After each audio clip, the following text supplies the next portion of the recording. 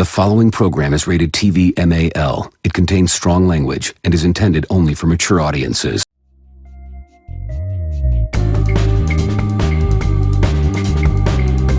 All right, hey everybody, welcome to the Be Kind Rewind podcast. I'm your host, the Big Llama. I'm the Big Llama from the Big Llama Show.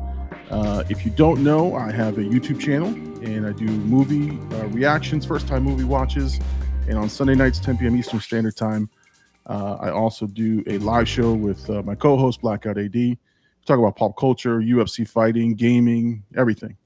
But we're not here to talk about that tonight. We're here to talk about is the movies. So tonight we're going to talk about a very special movie, one of the best movies that's out there. We're going to talk about Goodfellas. And I couldn't talk about Goodfellas without having a good fellow with me, a fellow Goomba, the man, the myth, the legend, J-Birdy. So, Birdie, welcome to the Be Kind Rewind podcast, my friend. Oh, thanks for having me, Llama. It's a pleasure to be here. It's good to have you, man. I know you and I have talked about this movie, and I know you said you've seen it over like 300 times. Yeah. You know, I can't wait. I'm excited to get into it. But let's talk about some ground rules. So, in this podcast, you know, I want you guys to understand this is an adult podcast. This is for the grown people. So you need a drink. You need a grown man's drink tonight. So whatever you're toasting, make sure you're drinking throughout the night. And we're going to talk about Goodfellas. Smoke them if you got them, whatever you want to do. And this is not for little ears. So put those fucking kids to bed. All right.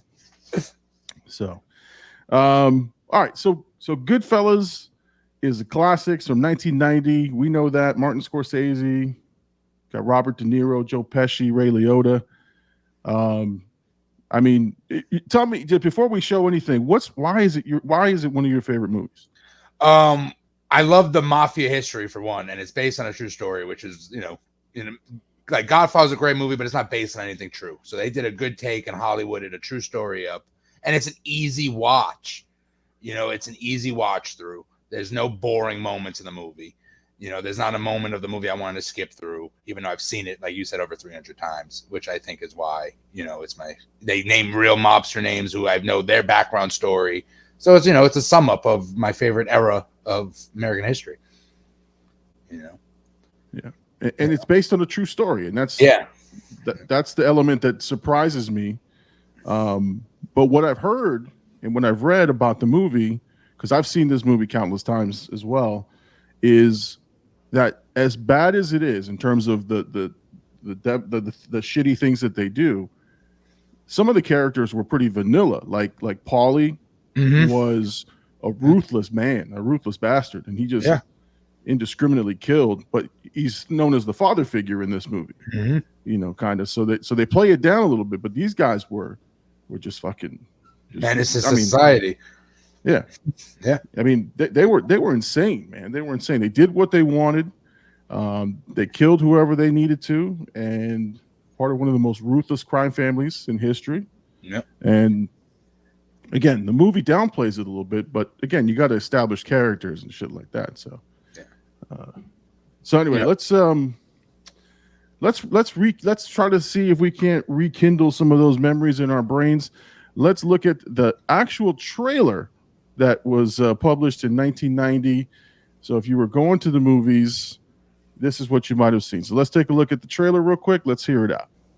So did you notice De Niro got top billing on the trailer? Yeah. I mean, you got to go by the name, I mean, Liotta wasn't an unknown at the time, was he? I mean, he was. No, I think this is his breakout role. I think he was in movies before this, but this is like his breakout role. De Niro before this was in greatest movies of all time. Yeah, I mean, De Niro's a freaking movie god. I mean, I always go ahead. Ray Liotta this is the movie he's known for. Right. Pesci's only known for the mafia and some comedy category. De Niro's done everything, so you got to put him at the top of the billing. Yeah, I mean, he's like. He's in the Godfather, Mean Streets. I mean, Taxi. Oh, yeah. I mean, Deer Hunter. by this point, the man's a fucking legend. Like Already. 1990. Yeah. He's writing his own ticket, and I think he made what's that movie? The Bronx Tale. Bronx Tale. Yeah, he's the main character in that. You know, him and his son. You know, but yeah, he directed. That was his first directorial. Yeah, it was. Right? Yeah, he directed that movie too. Yeah. I mean, he was just like, and again, I was genuinely scared of De Niro as the character, like when like the way they talked about it, Jimmy the Gem. Yeah. I mean, you know, but Joe Pesci though, like fucking blew the doors off this fucking role because he was actually raised around the mafia in real life. So he's playing characters that have been around him his whole life. So he's actually being himself on camera. You know, he's not playing a role. This is the life that he was raised in, you know, which makes him the perfect mafia actor from Casino to Goodfellas to Home Alone. You know, he plays you know, it's just, he's the mobster. But his fucking range, like the range that Joe Pesci puts up, like Home Alone to this, like Raging Bull. I mean, he can play anything too. And My Cousin Vinny, look, I mean, and you know what's funny is sometimes like you think, okay, he might get typecasted, like because he was My Cousin Vinny, he was this guy, he was the guy in Casino, the same fucking character, just sort of different temperaments. But no, man, the range in the character, the little nuances, like if you watch this movie back and you really watched just Pesci's performance, it's fucking terrifying. Like you can get into that guy's head, man. Yeah, I thought he was a mobster until I got older. And then my father's like, no, he's just an actor. You know, I thought he was a mobster who they casted in movies. You know, eight heads in a duffel bag. You know, he plays another mobster in that. Yeah, exactly. You know, but a comedic mobster. And listen, but he was also in one of the worst movies I've ever seen, which is Gone Fishing. Have you ever heard of that movie? I've heard of it. Yeah, I haven't seen it, but I've heard of that movie. Yeah. Let's just say that fucking movie ruined Joe Pesci for me for a long time, but it's okay. Now I actually went to go see that in the theater. Oh wow, yeah, that's I think that movie made $100. 50 of it was mine. Lethal Weapon. He was in Lethal Weapon. Yeah. He was the rat. Oh, that's right. Leo, whatever Leo wants, Leo gets. So yeah, I mean, these guys are prolific, but like in this movie in particular, I don't know. It's like the perfect storm of things, and all of these guys like put forth like a tremendous effort. But the one thing that has lasting impact, I mean, even above The Godfather, is the amount of actors that came out of this movie to do other roles, to do bigger shows, to do other movies. There's like 50 Sopranos cast members in this movie. Paul is at the beginning from The Sopranos. He's at one of the beginning scenes. Right, he comes out the car. When you first spot the guy, like that's what I do is when I spot a character, I go, oh, I know him from somewhere else. I'll see him the entire movie. And Paulie has I think it's an unscripted role. Not Paulie. Is that his? Oh, Paulie Walnuts is his Paulie Walnuts. Recipe. But I think it's uncredited. Because he's just a background character, but not if you know it's him. He walks out the car and walks into the restaurant. That's all it is. But he's got the wings on the side, so you know it's him. Yeah, exactly. So, and he's got the great leading lady in this movie too. Great leading. Oh yeah, Lorraine Bracco, right? Yeah, I mean, great leading lady. You know, I was surprised because I found her annoying in my first couple of viewings. But again, I watched it when I was really young, and so not understanding all of the stuff that I was seeing. But her role, like as you watch it, just it becomes interesting in terms of what she's going through, and that it's also her arc, you know. Because she becomes a drug addict and she becomes, you know. So that's what drew me on her. Is like at first she just seemed annoying, like an annoying character, but it got better. It got way better as the movie went along. So. Even in Sopranos, great role. Oh yeah, the therapist, the great role.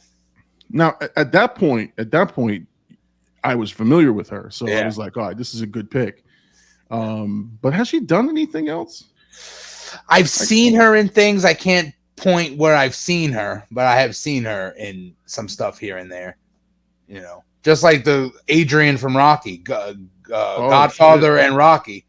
Yeah. You know, but she really hasn't been in too much more than that. But she's in The Godfather, all three of them, and Rocky, the first 5.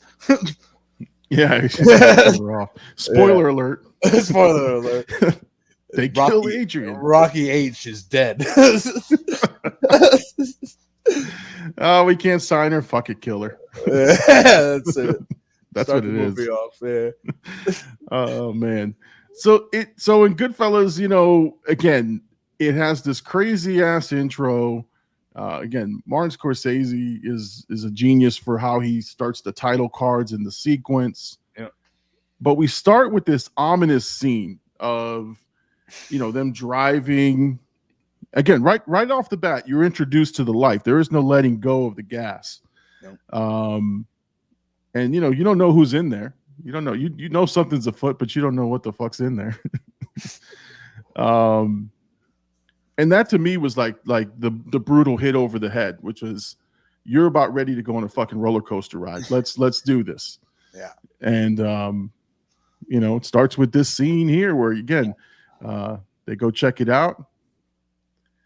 And they stab the guy, another 10, 15 times? Yeah. They shoot him like 15 fucking times. I love how the movie starts at the end and then they go to the beginning of the movie. I love how they did that, you know, because this scene right here is a downfall to their whole crew. Right. You know, right. It's where the movie takes a nosedive. Mm-hmm. Like at this point, like at this scene, or the scene before when they hit Billy Bats in the bar. That's when the fucking movie just like any control that gone. you thought is gone. Everything is out the door. Gone. Yeah. And actually, up to that point, Ray Liotta's narration and the way that he's talking about the life is that it's very controlled.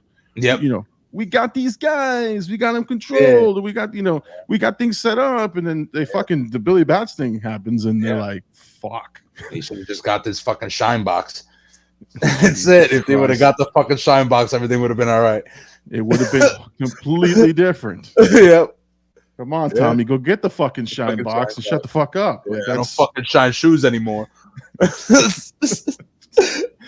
you know what?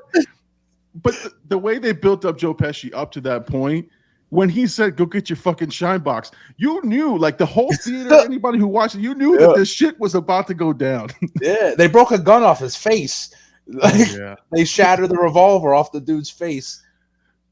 You know? Yeah, which was brutal. Yeah. And that's the crazy thing about this movie, too, is to me, Robert De Niro, Jimmy, is the leader of this crew, but he can never be a made man. So it's weird that the only eligible made man kind of takes a side seat to somebody who can never actually be a member of the crew. Yeah. You know, because Jimmy ran the show from early on. Yep. So when they were kids, he told them how to smoke cigarettes. Yep. You know, and then, but technically he can never actually be, he's never a protected member of the crew. He'll never get the pinky ring. Yeah, there it is right there. That's it. That's it. And I love the fact that they changed actors, but not De Niro. Yeah, because he's way older than them anyway. I don't even know what fucking age De Niro is in this movie, but 35, I think it is, or 36, something like that. You know, but at that point, he's already in the life 20 years. Right. You know, so he's wearing it on his face. Yeah, you get it at 14, 15. You start like selling cigarettes. You know, but I love this casting though. Them two look just like when they grow up. They look just like Ray and Joe. Yeah, and even the nuance, like for Joe Pesci's smaller character, like like he's got the voice tone, the mannerisms. He's like, "Hey, what's up, Tommy? Hey, what's up?" Yeah, the hair, the slouch. You know. Yeah, he's got it all. He's got it all. So it was perfect. You know, and it was so cool to see that, like, because most movies have a hard time introducing characters and doing the whole who are these guys that you're supposed to, but like they do like a fucking phenomenal job of, hey, this is such and such, and Paulie didn't have to move fast, and here's this guy, and you're just like trying to mentally keep that shit in your brain. You're like, all right, who's that guy? But I think it helps too that Martin did like I think 19 movies with Pesci and like 11 with De Niro, so the chemistry's there. You know, you're there, and then the chemistry is good enough that you can argue on set, and it's going to go on to the next day. Then that's why the movie was so perfect. Is there was so much experience on that set, it was crazy. Yeah, and you know when I think Scorsese's a pretty eccentric guy. Like he likes things a certain way. He enjoy, you know, he has a certain method about his madness, and so. You know, I think if you've been in many of his movies, you just understand his process. You know, and that's I think what happened in this one is that you've got these guys who've worked with him, and they just know how to fucking operate. Yeah, because he did Casino too. I'm pretty sure. Yeah, I think. Yeah, you know, and same cast more or less, same main two characters. Yeah, you know, but a lot of returners, right? But, yeah, and some guys got elevated, right, to bigger status. Yeah. You know, and the only, you know, I would have loved to see like a Pacino in this movie, but I don't think he fits. You know, he plays more of the big mobster, not more like he wouldn't fit in a crew. Couldn't see Pacino sitting at the table with them in this movie. Yeah, and you know it's tough because like De Niro, you know, was young Vito Corleone, and so you could separate because you had Marlon Brando as like, the main Don, so you could detach and say, okay, De Niro did a good job, but he's not the Godfather. He's just you know, but like you take Al Pacino and stick him in this movie, and you're like, it's fucking Michael Corleone. That's the Don right there. You know, it's not. It doesn't work well. No, because to me, too, Pacino's the greatest actor we've ever had, ever, in my opinion. I think so. You know, I mean, the fact that he played a blind Marine, and he can go and play Puerto Rican from the Bronx in Carlito's Way to Scarface, and then play an Italian mobster. It's just crazy. You know, I mean, yeah, man, that guy's a fucking chameleon. I mean, and Dog Day Afternoon, and he's done a bunch of movies where he is just a completely different character. So yeah, no, man. I mean, he is one of my favorites, all time great, and Scarface is probably the equivalent of what this movie is to you. For me. Yeah. But yeah, man, it's Pacino I don't think would have been a good match here, but he would have had to have played Paulie. Like he's there, the hierarchy's there, let him show up for 3 or 4 scenes, do his thing, and it's all right. Thank you, Pacino. Yeah, exactly. you know, the guy who did Paulie, Paul Sorvino, he didn't want to do the movie. He didn't. Yeah, I saw an interview. I guess one of the makings of for like a featurette.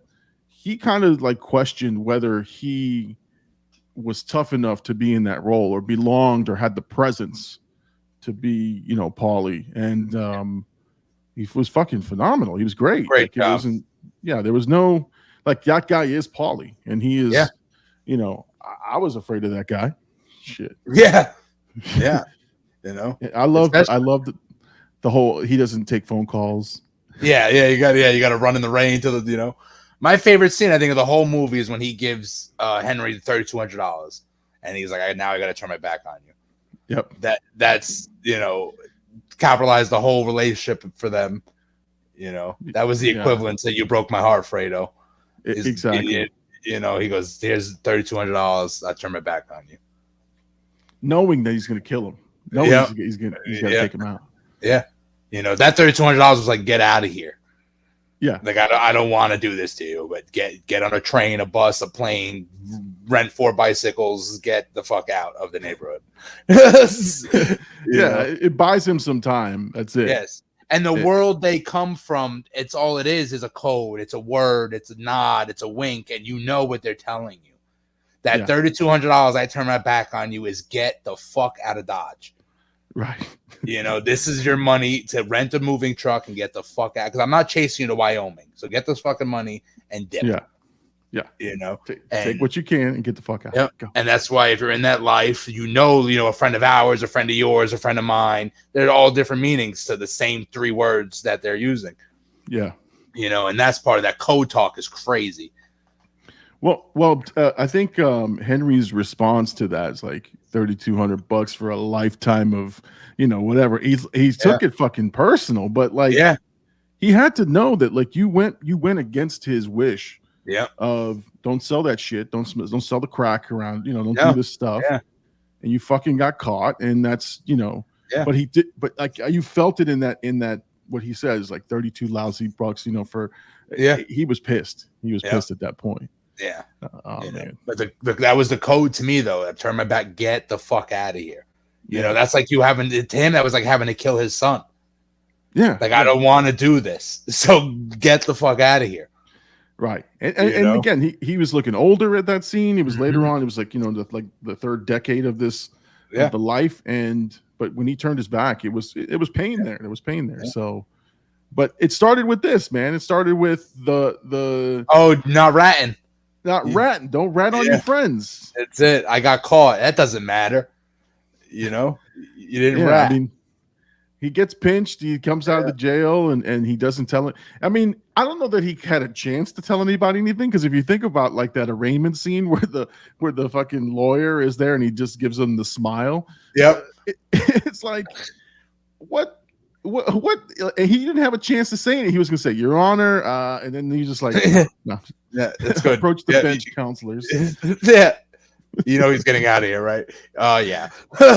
All right, let him go. Exactly, man. Exactly. These guys did whatever they want with their bank account. That was it. That was it. You'd go and do jobs to make more money to pay off higher ranking people to go do more jobs. And that's the whole circle of life of what they do. If we want it, we're taking it. That's right. Fuck you, pay me. That's it. Fuck you, pay me. My daughter needs new braces. I don't care. Fuck you, pay me.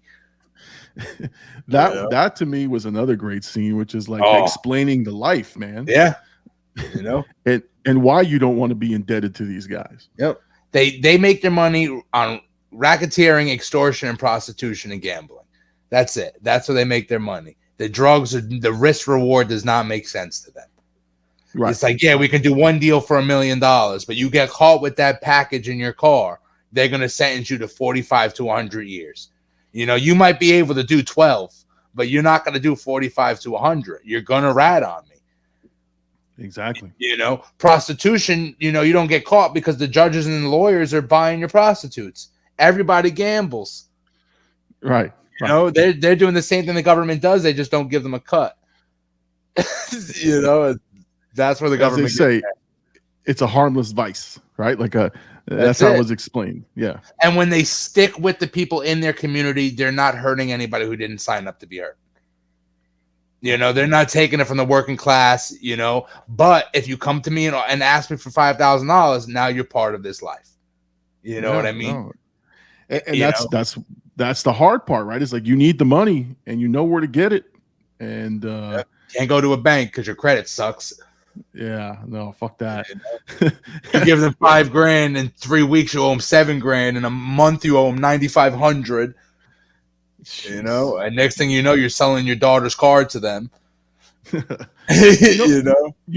did a great job of that, of describing that was The Sopranos. Like they amazing episodes where like regular people got fucked over and got caught up. Yeah, the guy who owned the outdoor store.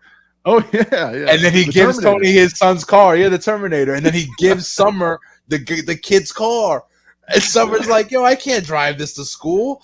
He's like, "Why not? It's a car." It's a car. It's like, "Oh, it's my friend's car." Oh my god. And that's just the whole thing. If we want it, we're taking it. That's for sure. Then you got this scene here where Henry's getting his ass whooped for not going to school. And it's Paulie Walnuts. That's Paulie Walnuts doing this is the in the fucking oven you go if you get another letter to this guy's house. Another fucking letter from this school better come to this fucking kid's door. You hear me?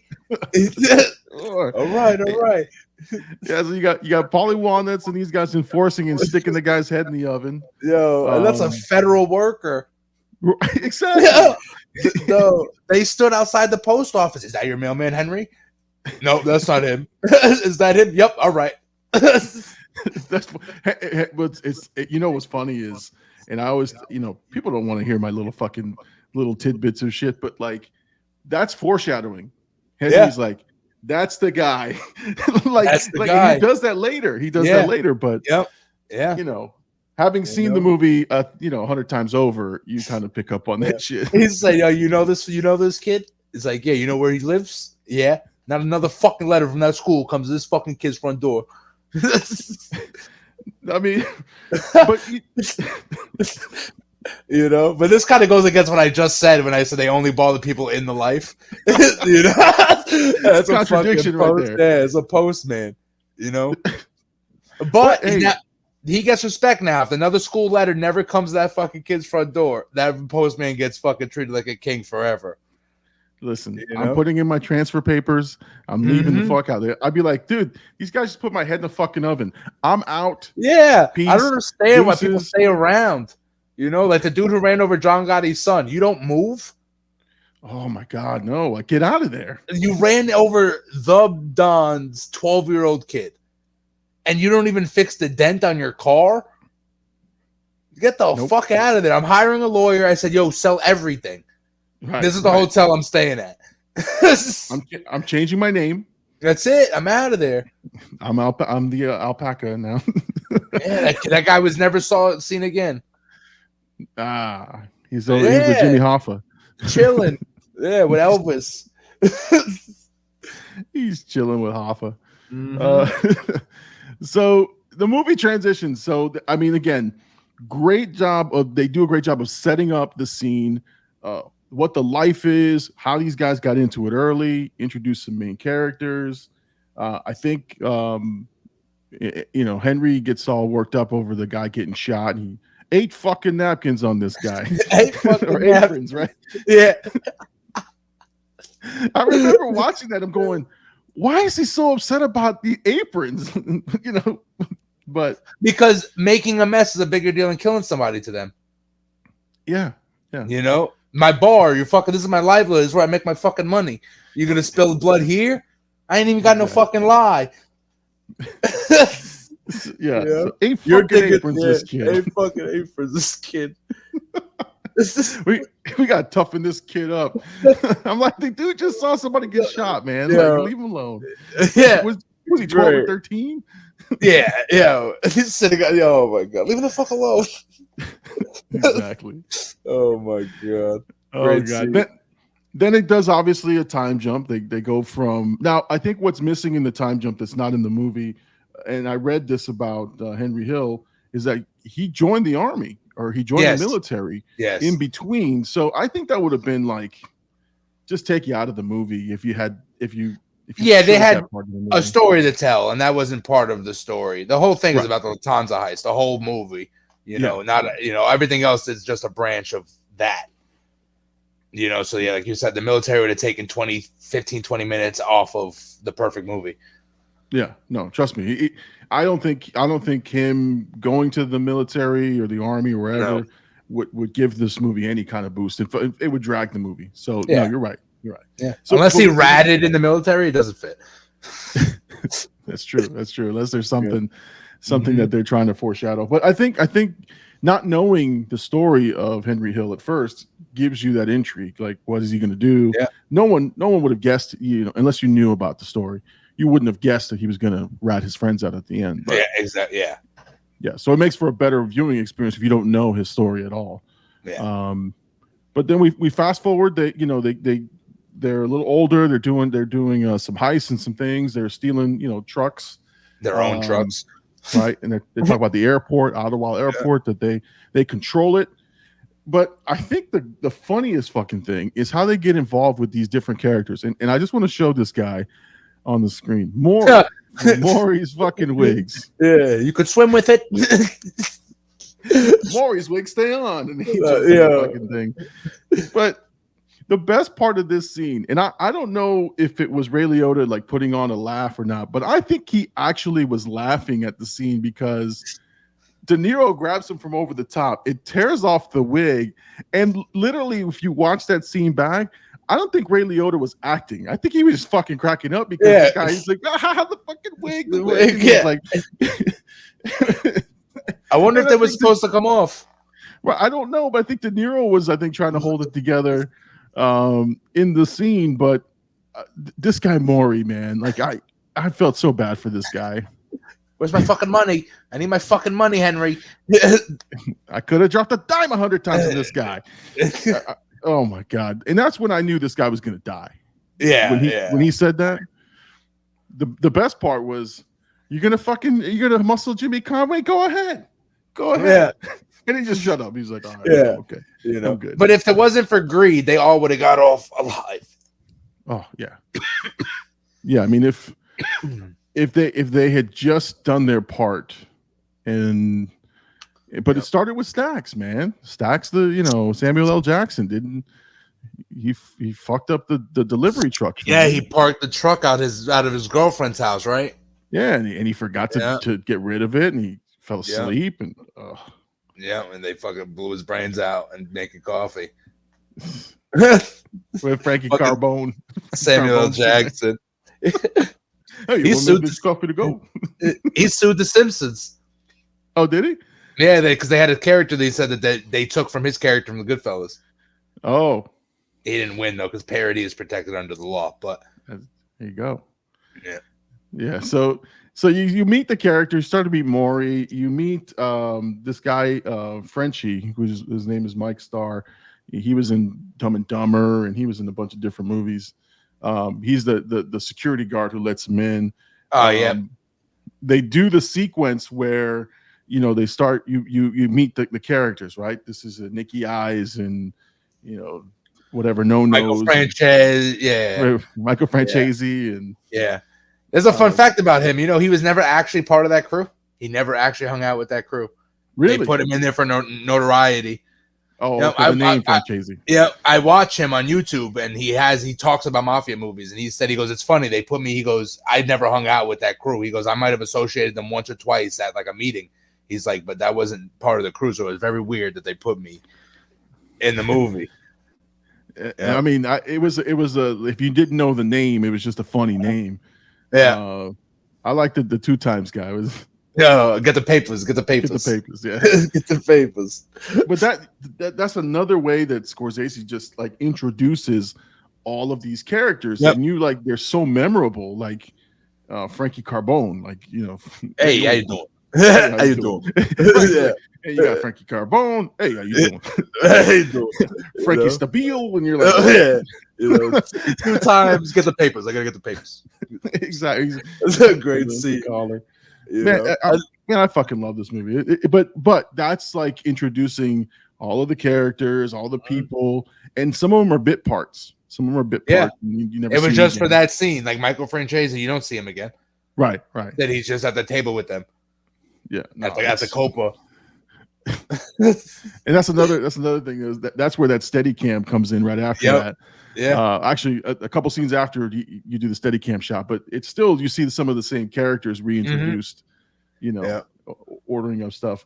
Let me see. You have in that scene, you have Frankie Carbone. I'm just trying to think. Fat Tony, I think.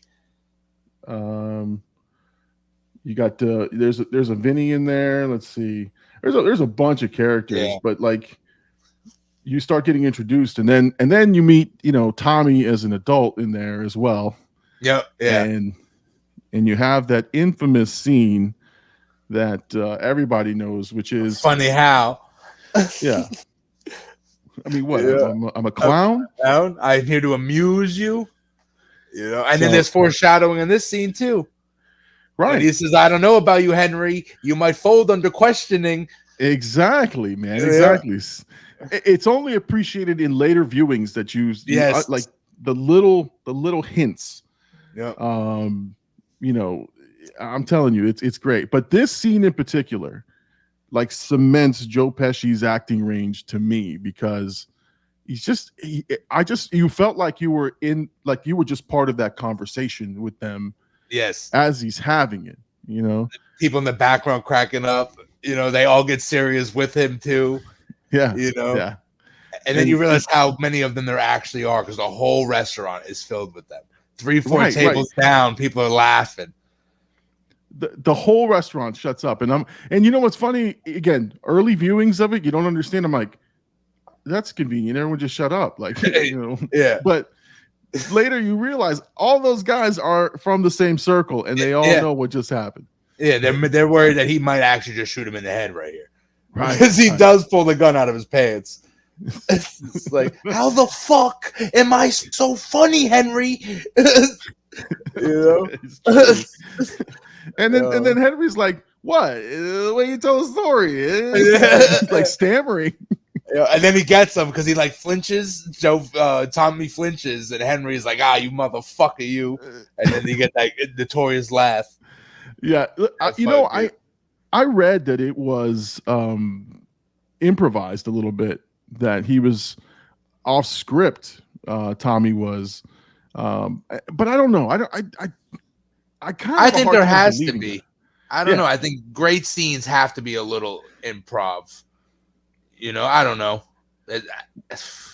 Maybe that obviously Ray Liotta knows he's not going to do anything, but I think when he goes off the rail script, and they don't call cut, and they don't like people are just fucking like, okay, we're going with this. Everybody's like, oh, all right, let's just sit here. No, we don't have any lines now. Let's see what happens. Everyone got quiet, and they're like, all right, we fucking do something. Like he's not even supposed to have a gun in this scene. Where'd he get that? Oh my god.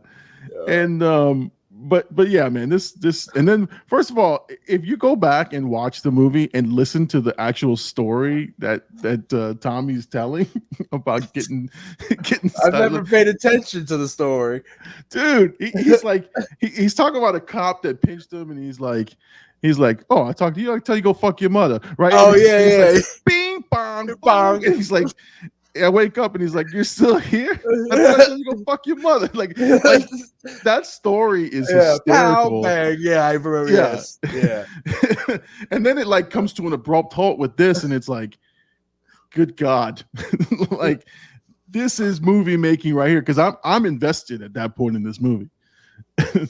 And then of course, Ray Liotta like gives his famous laugh, and and again, you're right, the foreshadowing, you may fold under questioning. Yep. That's it, man. This is the scene with the tab too, right? He owes $3,200 or whatever it is. Yeah. So you got I think the guy's named Sonny in the movie, but he was a capo in the Sopranos. Yep. But yeah, he's like, eight fucking G's, big ones, Yeah, he said he wanted me to be his son's godfather. Yeah, I'll do it for $14,000, cocksucker. Tell me I christened his kid. Yeah, I'll do it for $14,000, cocksucker. Oh my god, that's a great point. Then he smashes him with the bottle. Yeah.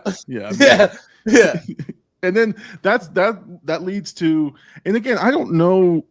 And it's not explained in the movie, but like it leads to Henry setting him up with Paulie to get in on the restaurant, which I don't know that it's part of the master plan. I just think it's like coincidence. Like, okay, you need protection now. Yeah, I think it was their explanation, get you deeper into the life, show you what they really do.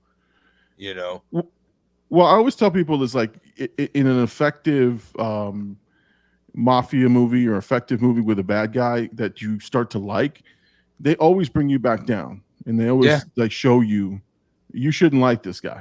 Yeah, I'm a bad guy. Because you're rooting for him. Like you're rooting for Tommy, you're rooting for Henry, and you like these characters, but they need to show you that they're not good people. No, this is I'm not your hero. Right. If you owe me money, I'll do the same thing I did to this guy who owes me money. Exactly. You know what I mean? My mortgage used to get paid. They did the same thing in The Sopranos. They did it in Scarface. Like any effective movie with a good bad guy, they will show you the brutality of being that guy. I thought it's not pretty. Tony had so many great ups and downs that you couldn't help but empathize with the character. No, yeah. In that movie, no matter if he was killing somebody or if he was taking his daughter to go see school. Yeah. Regardless, you were like, fuck it, this guy's awesome. Exactly. I wish I could be this guy. Oh, exactly, man. Exactly. I killed somebody yesterday. I'm watching Ducks today. It is what it is. Right. In his robe. With a cigar. That's it. Oh man. But then in the movie we get to the pivotal scene. So where the movie takes a fucking left turn and just completely loses it. We talked about it early on. The movie loses its control right here. Yeah. Go get your get fucking your shine box. Yeah. The great Frank Vincent. Rest in peace, Frank Vincent. Yep. Yeah. This guy was fucking phenomenal. This Sopranos. Billy Bats, as they say. Billy Bats. Yeah. I did like his character better in The Sopranos in terms of he was a real fucking douchebag in this fucking movie. You know, he could have let it go. You know what kind of dude Tommy was, and you're irking him to fucking whoop the shit out of you. Exactly. Either way, you win. You might end up dead, but so does he. You know, and if he doesn't hurt you, just embarrass him in front of everybody. So regardless, it's a win-win situation. Exactly. And you know what's funny is I listened to a podcast about this movie. Like I in preparing for the show, I was like, oh, let me see what other people are talking about. Somebody had mentioned, like, look at this guy's fucking party. Yeah, it's three dudes. Like, and a prostitute. Exactly. A redheaded I'm over here having a good time, and I'm like, what? With three guys? Like, there's nobody else there. Yeah, but see, they party different. You know what I mean? They have a close circle. He just got out of prison. He wants to see he only wants to see certain people right now. You know, those are his. That's probably his underboss and his fucking sergeant at arms. His fucking Capaetti or whatever the fuck you pronounce it. And then that's the three over there.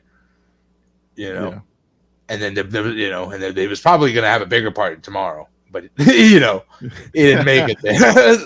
You know, he goes, all I'm saying is I don't fucking sign shoes no more. That's all I'm saying. Oh my god! And they had built Tommy up to this point. I think because he shot Spider at this point, which we glossed over, right? Yeah. He shot Spider. Shoots him in the foot, and then kills him. And that's what Michael Imperioli. He's another Sopranos alum. Yeah, Christopher Matasan. You know, whatever the fuck his last name is. We talk about the Sopranos a lot in comparison to this movie, but the Sopranos paid homage to these guys. And there's a couple of scenes that directly like link it to Goodfellas. The restaurant scene, that did a whole season about the guy who owned the outdoors store. Right. That was the whole season that was going on. You know, he owed them fucking 40 boxes of ziti from the poker game. You know, and then you just I can never get the Italian currency. Like, he said, "How much she's in for us for 40 boxes of ziti." Holy shit! Like, what is that? 1,000? 40,000? Yeah, 40 grand. Yeah, 40 racks. You know, because they might be mic'd in the hotel, so you gotta do things. Say certain things. Like he might not make it home for dinner tomorrow. I get you. Yeah. It's awesome. But yeah, that one scene in this movie goes a whole season in The Sopranos. They based, and then he wouldn't buy Artie's restaurant. He wouldn't go in on the restaurant. Remember, he tells them, which is almost that's right. He's like, no, Artie. He goes, you don't want my money. It's like we're friends. Exactly. Well, because at that point you can't pick and choose. Like you can't be like, oh, that's my friend. Yeah. Business is business. Yeah, you're my friend because you don't owe me anything, and I owe you nothing, so we can be friends. Yeah. And then you owe me 20 grand, you pay me back 20 grand, we're friends again, and you have to forgive all the ass whoopings I gave you for that 20 grand. Right, because again, it's just business. It's never personal. It's always business, Sonny. So again, Tommy's in here. Billy Bats is in here. It's a recipe for disaster. Now, one thing that he says to Henry is after he goes off and goes to punch him, he's like, keep him here. I'm coming back. Obviously, that's like for the audience to hear, and I know that Billy Bats didn't hear that. Yeah. Nor none of his guys heard that. So no, because they would have left, or they would have been a problem right then and there. Exactly, they would have handled that issue right there. Yeah. That was fourth wall stuff. Yeah, exactly. It's just kind of like exposition. Like, we just want you to know. Yeah, he's coming back. For sure. One thing we glossed over and I forgot, man, is the Steadicam shot. We're gonna come back to this. Because right after this part here, Goodfellas falls off the rails and it goes pretty quick. But this is awesome, man. I mean, that's how you do a scene, man. What's funny about that scene too is that Henry Hill wouldn't have had that notoriety. He wasn't that big on the line. He wouldn't have been in the front of the Copacabana like that. No, he was an underling. Yeah. I mean, the made men wouldn't have gotten up and shaken his hand like that. He would have had to walk around every table and go sit somewhere in the back. But for the sake of the movie, fun fact, for the sake of the movie, they make him seem like a higher ranking member than he actually is. He's actually like a nobody. And if he didn't know somebody who worked at the airport, he wasn't even involved in the whole thing. He just knew somebody who worked at the airport. Right, exactly. He wasn't the guy who had all the connections. He didn't rob the airport. Nothing. Yeah, that's another thing I couldn't understand. Like they do the Lufthansa heist, and he's in the shower. In the shower. Yeah. They weren't around it at all. They were, they probably hired 3 people who didn't look like them. Probably different skin complexion to go do what they needed done, and then everything got split unevenly. For sure. So this drink's getting to me, man. I'm just sipping over here. That's why we do adult beverages and we watch movies, man. I have a cooler right here, so I don't have to go to my fridge and ruin everything. No worries. Just in case I run out. I put a little extra in this one, so there you go. I'm just drinking some beers. But all right. So again, the Billy Bats thing happens. They take him out at the bar, and then they got to dispose of him. Now he's a made guy. The movie's now starting to go sideways, but they come back with this scene here. Which is just the hoof or whatever, the foot. I got the hoof. The hoof, yeah. I gotta, it's a sin, man. I gotta cut it off. I hit a deer. The hoof. Yeah, the hoof. Yeah. He's like, oh, look at this picture right here. It looks like a friend of ours. That was the best. Like, one dog's looking this way, the other dog's looking that way. Then one's like, "What the fuck you looking at?" Yeah. So what? One's looking east, one's looking west. The mom. It's like, you gotta settle down with a good girl. I do settle down, Mom, almost every night. And I get up and I love you. I love you. I don't need nobody else. Oh my god. Then she tells that joke that's hilarious. Oh my god, you're always talking. Okay. It's like, Henry, you ain't got nothing to say. I'm listening. Again, that was great because obviously that's Scorsese's mom in the movie. Yeah. And she is a lovable character. It's a break. Like, I think the way I've heard it described is Scorsese was giving you a breather. Because at that point you're shocked. Like they just hit a made man. You're like on edge, and then they like give you this nice calming scene, like mom making pasta at 2 a.m. And that's an Italian mother for real. Yeah, that's really what they do. You could show up with blood in your clothes, and they'll be like, "Listen, put it in the washing machine. I'll make sauce. We'll fix it." And that's it. That's what they do, and they're actually probably sitting there eating actual Sunday dinner. I heard she did cook. I heard she. All right, so they have her here, and I think they did cook food. And then in the jailhouse scene, when Henry's in jail, it's Scorsese's dad, I think, or who was actually cooking. Shit! Yeah, don't put too many onions in the sauce. Right. I think it was him.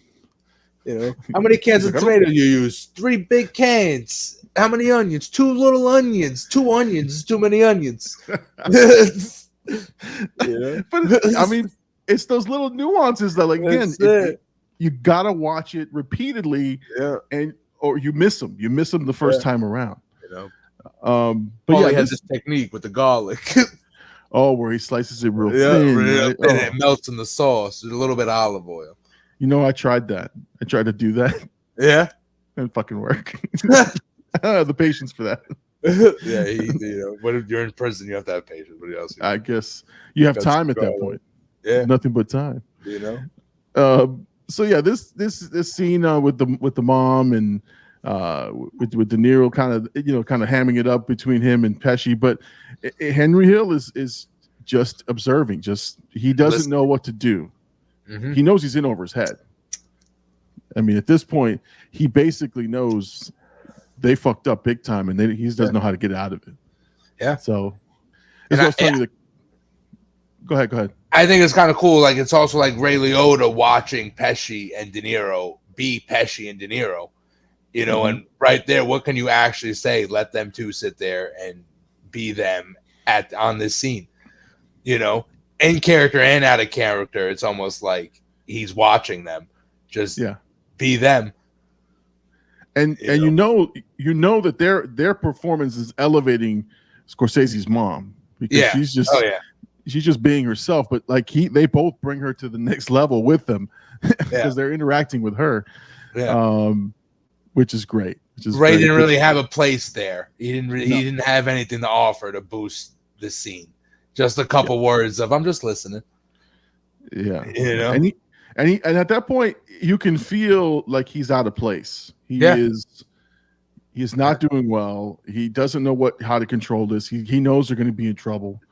And what is he going to now? Again, he's not the guy who did the hit. He didn't say nothing either. Nope. And he lied, right? I think Paulie asked him, "Hey, what about our guy from New York?" And he said, "No, I don't know. He left the bar. I didn't see him since." Yeah. So but that's where your loyalty comes to. Are you loyal to the crew or are you loyal to the family? Right. And at the end of the day, if you turn on your crew, how could the family ever trust you anyway? It's a no-win situation. No-win situation. Yeah. At that point in time, them three should have tried to just take over. Because if they take the seat, there's nothing you can do to them anyway. You pull a John Gotti. You kill Paulie without permission, and that's it. You get you get one of your guys to take the throne. You hope for forgiveness at that point. That's it. And I mean, if you're the boss, they have no choice. Man, and if everybody knows that you off the other boss, what are you going to do to me? Right, exactly. Now you get building a reputation. Yep, and that's what happened with the downfall of the mafia. People started breaking the Cosa Nostra. Yeah, and that's where Paulie is. Paulie's the head of the old generation. Mm-hmm. Robert De Niro's that middle gap, and Pesci and Ray are the next generation. In Paulie's time, there was no Irish people like Henry hanging around. Right. If you didn't have your finger pricked, you weren't sitting with us. You didn't come to the barbecue. You didn't fucking sit in prison with us. You were a nobody if you weren't making us money. Right.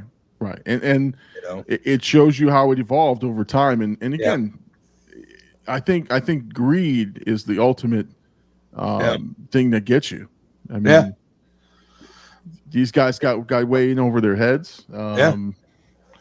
And they just wanted the power. So that's it. Where it transitions. Yeah. Where it transitions, it goes from good times, right? Then Billy Bat's thing happens. Henry started having problems with his wife, and so they're like, "You got to get back with your wife." Yeah, the whore in C6 or whatever the fuck. The whore. What was her name? I gotta look up the cast list here. Yeah. Oh There's a whore in apartment C7 fucking my husband. Oh my god. She hits every button on the thing. I want you guys to know. Oh god, what was her name? Let me see. Oh, Janice Rossi. It's Janice, yeah. Janice Rossi. Janice Rossi in apartment C7 is a whore. She's a total whore. She fucked my husband. I want you all to know that she hits every button on the wall. Great. With the kids, she got the kids with her. And then she ends it with, "Get your own fucking husband." Yeah. And the other girl's cuddled up with her pillow crying on the bed. Oh my god. Yeah, with her linoleum wall. with a 19-inch TV behind it. Oh my god. Like that was like a time capsule of the 70s right there. Great. Because like I remember seeing the movie and going, even for the 70s, I thought, oh man, that's awesome. The TV comes out of the ground. This is, this you got this thing that the bar opens up. It's like, yeah. I was like, damn, that's pretty cool. That's high roller shit. I never seen that before. Nah, man, you weren't making cocaine money.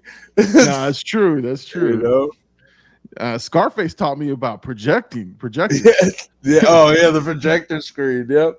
And the screen God. on the picture frame. Yeah. Sosa. Again, cocaine. The cocaine money, I just wasn't in it. I was just me neither, unfortunately. Let's not incriminate ourselves on the Goodfellas podcast. Natural limitations, dude. This is all hypothetical anyway. Of course. It's not there's anything wrong with that. So they go to jail and then they get out. Obviously, Henry is now dealing, cocaine, and, heroin, and other kinds of stuff. And Paulie tells him, "Hey, man, you did what you had to do to survive. Now get off that shit." Yep, that's it. Does he smack him here? Yeah. I think it was an improvised smack too, because he probably looked at him weird and he just smacked the shit out of him. Like, what'd you touch my face for, asshole? Great scene though, but that's a big form of disrespect in their community. That face smack like that. Oh well, it shows you I'm in charge. I'm in charge. Yep, Godfather. Right. You be a man. That's right. Smacks the shit out of him. You can act like a man. Yep, that's it. They even do it a little like they'll do the backhand. They'll tap you twice, and that's a little like, yeah, like it's coming. It's coming. Yeah, that's a little like So again, this is the spiral. The roller coaster starts going off the rails, and immediately following this scene, he brings Tommy and Jimmy in on the drug dealing. Like immediately, like the next scene over, he's like, "No, I'm not messing with it." Yeah. And then I had to bring in Tommy. And see, like Jimmy took some convincing, but he did it anyway. Right. Paulie, you're not convincing. It's not happening. That's part of their oath too, is that you shall never deal with drugs. That's part of the Cosa Nostra oath. I didn't know that. Yeah, when they prick your finger and they drip it on the saint, and then they say, if you betray this family, let your soul burn just like this saint. And they burn a saint card, and every family has a saint that their family goes behind. Damn. They have hierarchy, like the military or the Catholic Church. They got the Pope, the cardinals, the bishops. So you got like the underboss, the soldiers. They take that's right. the church hierarchy into the mafia life. I mean, it's a perfect system. I mean, if they follow the rules, they would have been president of the United States right now.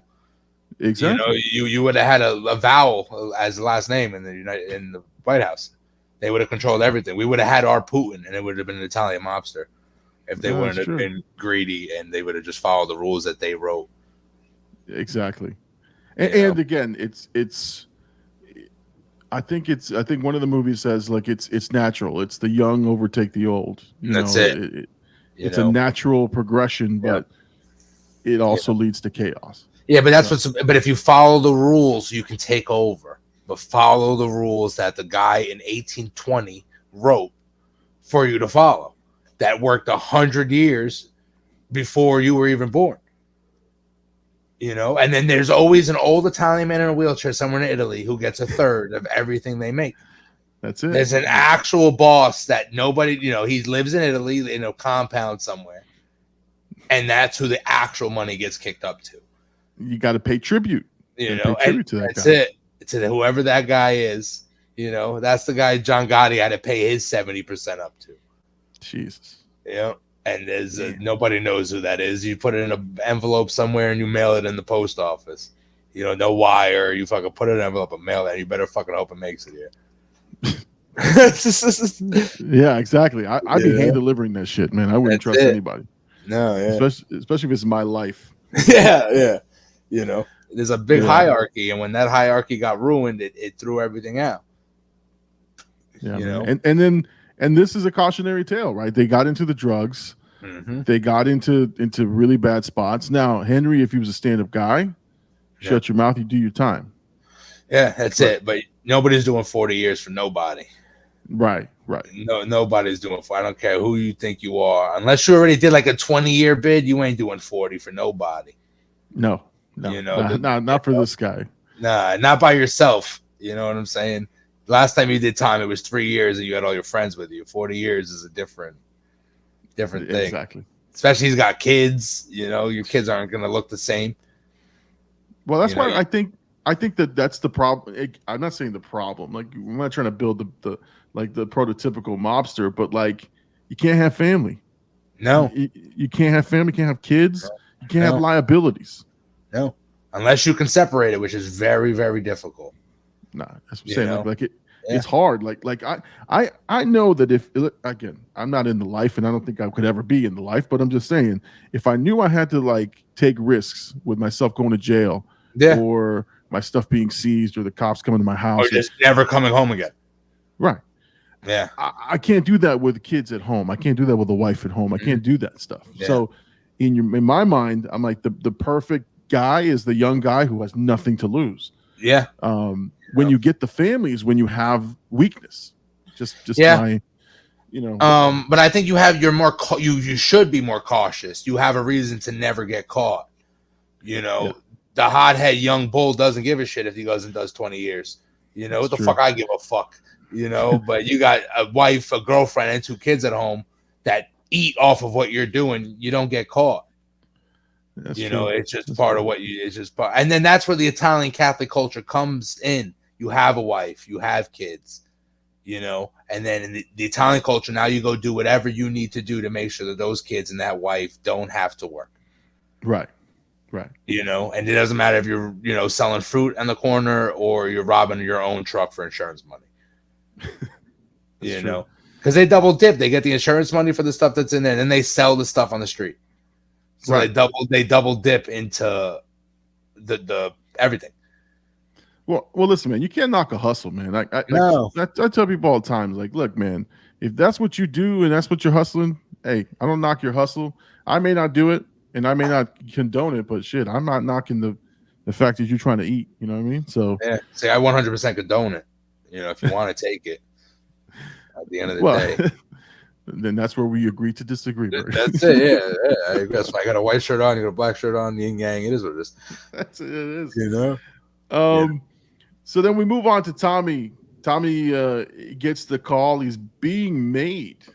Oh fuck! Right? Yep. But to me, it again, in later viewings, I felt so bad for De Niro. Like I felt so bad. Like it was his son. Like it was a good friend. Yeah. And Tommy gets the call, and you got.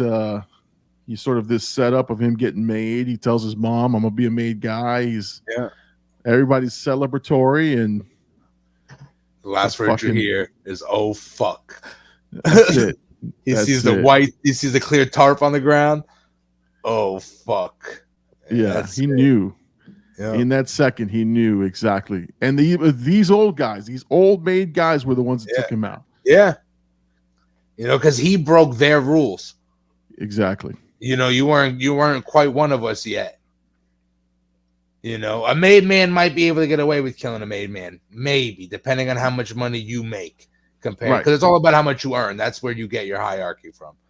At the end of the day, if Jimmy Calloway was making more money than fucking Tommy was, you get more respect. You know what I mean? Yeah. But you don't need permit. But he got whacked. He broke their rules. So I heard, and I don't know, I might get the facts sort of crossed, but I heard that Tommy in real life, the Tommy was actually messing around with Paulie's wife or something to that effect. That they don't get into that in this, obviously, but that's why Tommy got is because he done fucked around with the boss's wife, and I can see it. I can see that happening, and that's why they said, Paulie was ruthless, and he would have people executed, killed, just like Tommy does.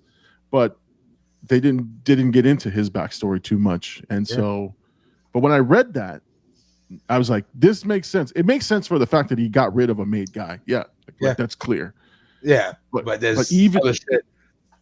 I mean, that would have been like great, like a good little like added scene to see him kind of like flirting with the wife. Yeah. Oh, yeah. Or talking shit with her, and all of a sudden, that's part of the spiel when you get made too, is that you cannot be caught alone with one of your brother's wives. Right. Even when if you're gonna go drop money off, she's home alone, you're supposed to bring somebody with you. No, for sure. And they prefer if you bring a child, because you're not gonna leave the child by itself. Yeah. No, I mean, I again, that scene right there, and then De Niro's reaction. Oh my God, when he was slamming the payphone and crying. Yeah. And he was sobbing. Fuck. Yeah, man. Yeah. That's powerful. Like that scene again.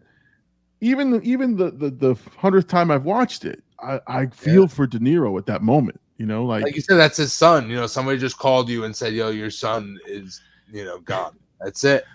Listen, the best is that dialogue. Yeah. Hey, he's gone, and there's nothing we could have done about it. Like, yeah. And there's nothing we could have done. That's it. But they're so numb to it. You mourn for that 30 seconds. You'll mourn if he has a funeral, but they shot on the back of the head, so this castle's gonna be closed, so you'll never see him again. Mm-hmm. You might go pay your respects, and the guy who shot him will be sitting right next to you, and there's nothing you can do about it. Especially being half Irish and you're not actually part of this clique. Right. You'd be lucky you get to see the casket. Like, you might want to stay away at that point. But that's where the respect comes from. They're not, depending on what you do, they're not supposed to shoot you above the shoulders. I didn't know that. Yeah. So that your mother gets a chance to see you again. Damn. Depending what you have done. And there's things that they'll shoot you in the chest and then empty 12 in your face. You're dead already, but you'll never be seen again by anybody. And they'll let your body be found, but you'll never be seen again. Yeah. They're identifying you by your dental records. Yeah, 12 to the face, man. That's okay. And that's you doing that knowing he's dead already. Right. Like he's already dead. And you're sitting there and shoot at him 12 more times in the face. Just unload. That would be me with a zombie. Yeah. If I knew a zombie was like, I'd shoot him 12 times in the face. But then you leave the gun, take the cannolis. That's it. Technology also beat the mafia. Yeah. Oh, yeah. Because there's so much counterintelligence and surveillance. They used to just literally leave the gun there. Like, you don't have the gun's not on me. You can't put me at the scene. Right, they were unmarked and taped and everything else. Yeah. And the fingerprints wasn't really a thing, especially if you've never been arrested before. You have no fingerprints on file. It's true. Yeah. Shit. Yeah, it's one of those things. Now, the great thing about this movie is it gives you, I think it's 15 minutes of fucking anxiety-inducing cinema. Like, the next couple of scenes are Henry's coked out, dodging the helicopter. Yep. And the sequence is just completely different than the entire movie. Like it could be a short film on its own. Yeah. Don't fucking use the house phone. Oh my God. And then she hangs up and calls the airline on the fucking house phone. Oh my God. I hated his transport lady. What the fuck was her name? The babysitter. I gotta have my hat. I need my hat. I'm like, hat. What the fuck? Stupid bitch with your stupid hat. His brother's just mixing the sauce. He's supposed to be hanging out with his brother. And then they're eating like 11 o'clock at night. I'm like, who eats at 11 o'clock at night? Because he wanted to eat dinner with his brother. Oh my God. Yeah. But yeah, man, I gotta get my luck. I won't fly without my lucky hat. Yeah. Is this a different baby? Because she was a babysitter, so she would take the kids she was babysitting and fly over Oh my god. Yo, could you imagine not knowing, like, you're at work and you trusting this 16-year-old girl with your kid, and she's in Colombia? She's just picking up the yayo and then flying right back. Flying right back. Oh. You'll never know until she gets arrested. I mean, and what's funny is like this sequence, right? It's the beginning of the end. You can clearly see all the fuck ups, like from beginning to end, from the phone call she makes to him trying to sell the silencers and can't get rid of them. They don't fit the gun. How the fuck am I gonna God. buy something? They don't fit the fucking gun. And he tells him stay off that shit, but like clearly coked out of his mind. Like just having a nervous breakdown. But Lorraine Bracco, his wife at that point, this is her arc. This is where she goes from a wholesome character, and she slowly got there. But I mean, you kind of see like, oh shit, she's in this life too now. Like she's not alone. She got powed in this thing right here. Yeah, and then she meets with the drug dealer, and they're like, "Hey, let me get a hit." Like, oh shit! Yeah. Like that's when that's when I was like, "Oh man, she's gone. She's foregone, and there's no coming back on this one." Flush the coke. Oh god, That's all we fucking had. That's all we had. They were gonna find it. They weren't gonna fucking find it. Oh my god, they would have found it, Henry. Oh man. But yeah, that's like the begin. Like that to me was encapsulated the entire movie. It was like the control was gone, the lifestyle was gone. He had made enemies. Everything he said ironed. Yeah. Oh yeah, he looked like shit. That's how you know his wife's on this shit too, because she let him leave the house like that. No, I mean, honestly, like everything he said up to that point, again, you can dissect the movie from beginning to end. He tells you about the control. He tells you about the life, how they have things set up, how they do this, and then that one moment it goes sideways and he can't control it. And it just falls off the fucking rails. And I love the movie that it takes that dive. And then it just crashes and burns, man. It's like, freeze, fucker. We got you. That's What is he making? Cake? You making a cake? You know?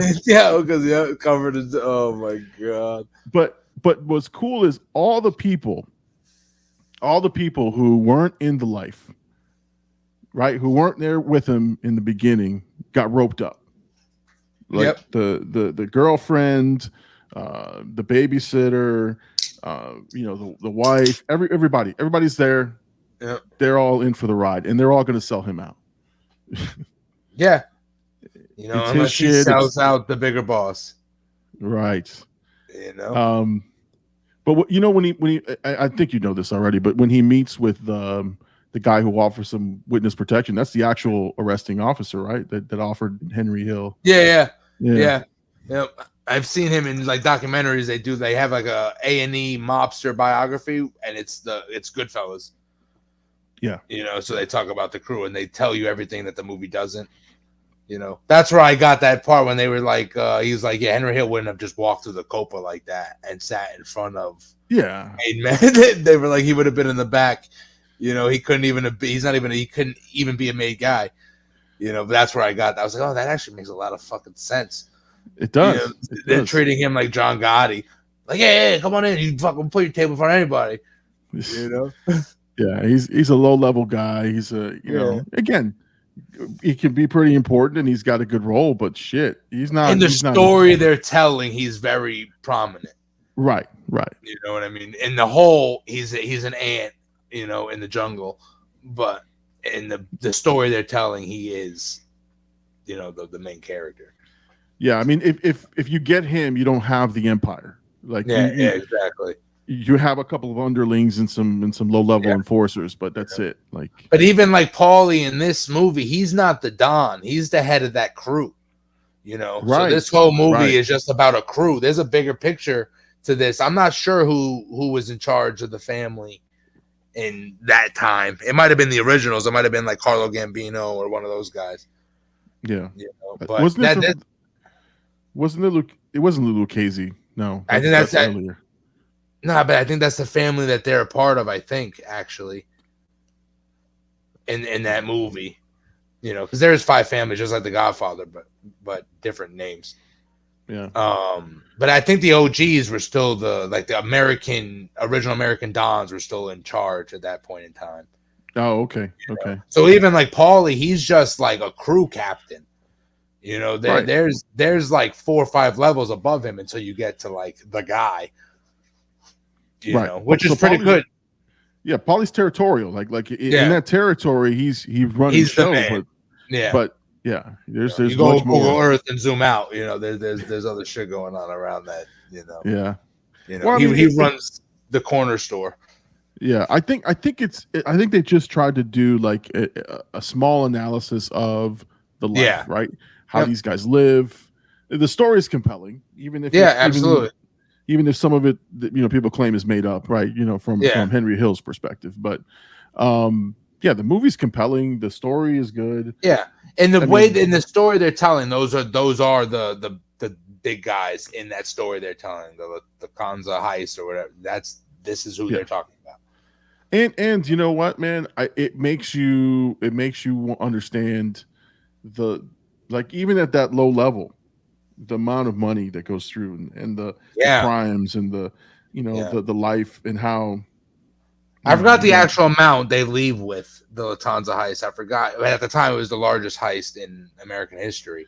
Yeah, the movie they was it 7, 8, whatever the hell they say. Yeah, I think it was like 2.5 or something in real life. But you're talking 1972. You know what I'm saying? Where Paulie probably got to keep 0.5 of that. Exactly. Probably had to kick up a mil, 1.2, and then everybody else split about $500,000. Yeah. So that heist, Paulie could have retired, but you don't retire.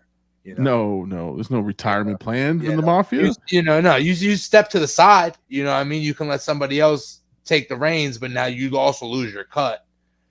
You don't get your 30% anymore. Your connections give you 10%, and you get to sit at home now. Yeah. But now there's an agreement. This is what you get. I'm taking your blocks over. Right.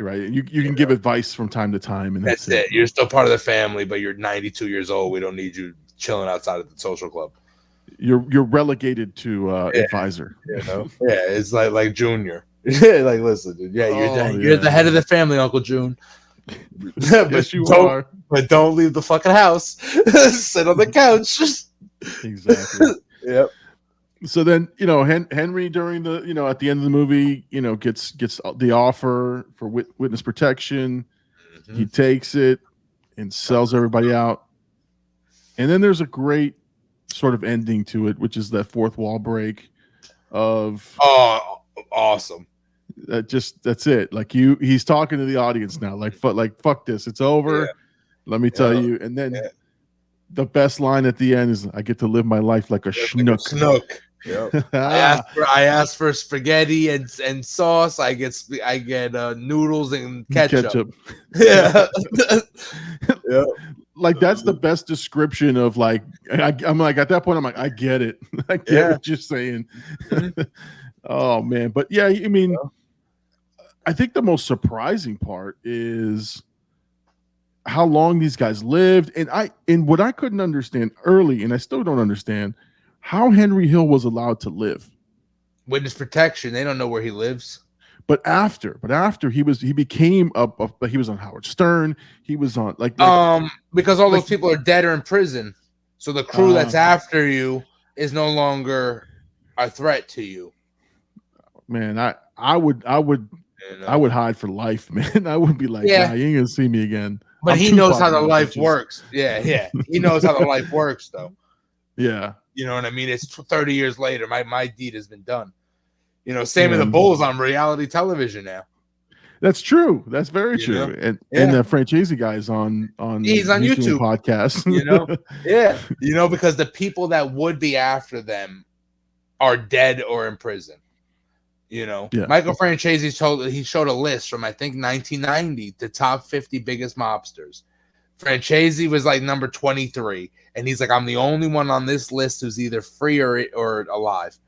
49 out of the 50 people on that list are dead or in prison for the rest of their life. Jesus. He's the only one who made it. I remember watching and seeing for the first time that it was based on a true story. Like you forget it's based on a true story. Yeah. And then you read the end credits and the prologue or the thing at the end, and you're like, oh shit, and you're doing the math, like, oh, is this guy still alive? Is it Yeah. And I think the first time I watched it, the first time I watched it, I didn't have Google back then. I think it was in later viewings, I went up to the computer and was like, oh, let me find out if these guys are even still fucking alive. Yeah. I think Jimmy Conway just died not too long ago. I think I remember seeing that. But if you look at those dates, we're past those dates now. Yeah, of like exactly. their parole dates. Like we're past the dates that they were going to be paroled. It's like 2019 or something. Yeah. I think Henry Hill just died too, if I'm not mistaken. Yeah, he did. Yeah. So, but again, one of the great masterpieces of cinema. I mean, it's required viewing for anybody. Yeah. Who including you, AD. You better watch this and watch this movie. Exactly. Okay? AD, you won't appreciate the podcast if you don't watch the movie. Yeah. So if he says, "Oh, I love spoilers," and he's gonna probably watch this podcast and be like, "I know the whole movie now." No, you don't though. The scenes that these people portray in these movies, it's just different. Yeah, it's just different. Yeah, no, and you have to watch it. And you have to and you have to enjoy it. And it demands repeat viewing. It's not you can't do a one and done. And this is one of those movies that when I sit down or I see it on TV, I watch. Like if it's on, thank you, A&E. If it's on and I happen to flip on it, it's stuck. It's done. There. It's usually Goodfellas, Bronx Tale, and Casino usually comes on. It's the trifecta. It's like, here you go. Here's the 3 of the greatest movies in the highest era of American cinema right here. Oh my God. Watch it.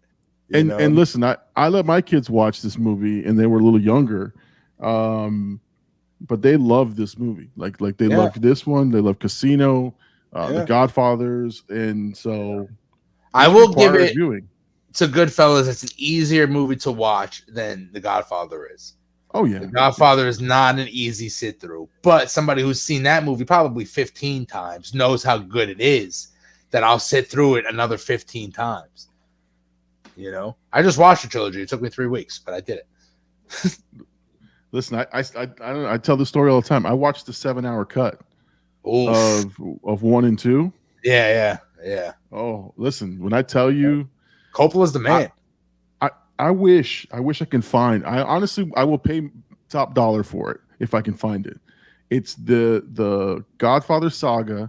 It was like a mini series that they cut for TV, and then HBO, I think 5 or 6 years ago, maybe a little bit more, ran that movie in its entirety, the entire saga. It's a 6.5 hour saga it's in chronological order. And it has deleted scenes. When I tell you that shit just made, like, again, you have to have watched it a couple times to appreciate that cut. But man, it was a whole different movie experience from beginning to end. 2 is just as good as 1. Yeah. You know what I mean? And you can watch some of 2 first. So the fact that it's in chronological order is great. I mean, listen, you go from De Niro to Brando in that cut. Yeah, to Pacino. Yeah, and it's that's crazy. Yeah, no, trust me. I've watched it. I gotta watch that. I'll find it. I'll find it. Find it, man. Find it in the dark web. Yeah, that's I have to watch that. I'm telling you, and there's it. The rise of Michael, the fall of Vito is crazy at the same time. No, I'm sorry. Yeah, the fall of Michael and the rise of Vito at the same time. Right. And you know how the Fabrizio and those guys who bombed Michael's first wife? Yeah. There's a whole sequence where he finds them. He finds the guy. Really? It's a whole sequence where he orders the hit. He finds out where this guy's making pizza in like a Brooklyn pizza shop, and he fucking orders the hit, and they take him out. Oh, shit. Yeah, I'm telling you, it was so good that I wished at that time I would have looked for the physical media of it because. I'll find it, dude. Yeah, if you can find it, man, let me know. I'm gonna definitely buy it. That's and the third one doesn't get enough respect. It's not as good, obviously, as 1 and 2, but I feel like if I was around and I saw 1 and 2 when it came out and 3 came out, I'd be like, wow, all right, yeah, good job. No, trust me, 3 is good. 3 is a good one, and it is not as good as the first 2, and that's okay. It's not, but no, it's not. It's a nostalgia reach, he gets back with the baby mama and does his thing, exactly. But they got too much into the church, which was to show you how. Let me show you how big I am. The Pope is asking me for bread. Well, listen, that's how I learned about how they pick popes. Yeah. This is a different podcast, though. Yeah, exactly. Different episode. So. All right, so we're going to wrap up the podcast. But I think, Birdie, we can agree that this is one of the great movies of all time. Of all time. I mean, again, it demands rewatching. It does not get bad like over time. Like, some movies you go, oh, I thought that was good. Then you watch it later and you go, that wasn't that good. This is not that movie. So, no, I definitely recommend it to anybody who's seen it. And if you've watched it and you're listening to the podcast, watch it again. Yeah. That's it. After you hear our talk about it, go watch it again. You'll see those little nuances we're talking about. And listen, Hollywood, don't fucking remake this shit. Okay? No, you fucking leave it the fuck away it is. Okay, I don't need to see fucking Tom Holland as fucking Henry Hill. Leave it the fuck alone. Okay? Yeah, some things don't need to be touched, man. No, some things don't need to be touched. Even the rumors about Scarface I'm hearing, Hollywood, cut it the fuck out. Okay? I know. I don't need to see Leo as Tony Montana. It doesn't need to fucking happen. Like, if you want to tell the same story, I'm okay with that because I think Leo would be awesome, but don't call him Tony Montana. Yeah, and don't turn into Romeo and Juliet. We don't need to see any of that. So Birdie, I think we're definitely going to get you back on to do another movie. I think we can pick from a plethora of gangster movies. We got Casino. We can pick Godfather. Heat. We can do a bunch of movies. So we're definitely going to have the Bird back on. But Birdie, thank you so much for joining me on tonight's podcast. Thank you for talking the Goodfellas with me. It's been a pleasure, man. I appreciate you being on the show, man. Yeah, thank you, Llama. It was a fantastic time being here. Awesome movie. AD, you're gonna understand. That's for you, AD. Awesome is for you, AD. Exactly. Yeah. AD doesn't see movies that are older than he is. He says, but exactly. This one.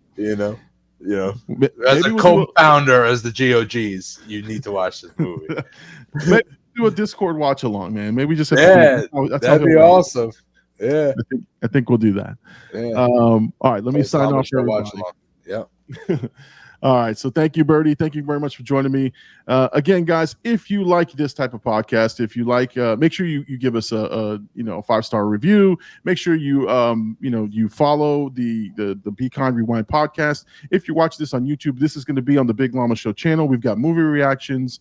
We got our live show, and we're going to have this podcast there every time that we do it. We're still thinking about a schedule for it, but guys, if you enjoy this kind of stuff, hit us up in the comments. Let us know what kind of movies you'd like us to review. If there's a movie you'd like us to review, let us know and we'll revisit it. So guys, again, I'm the Big Llama. This is the Be Kind Rewind podcast, and we're going to see you on the next one.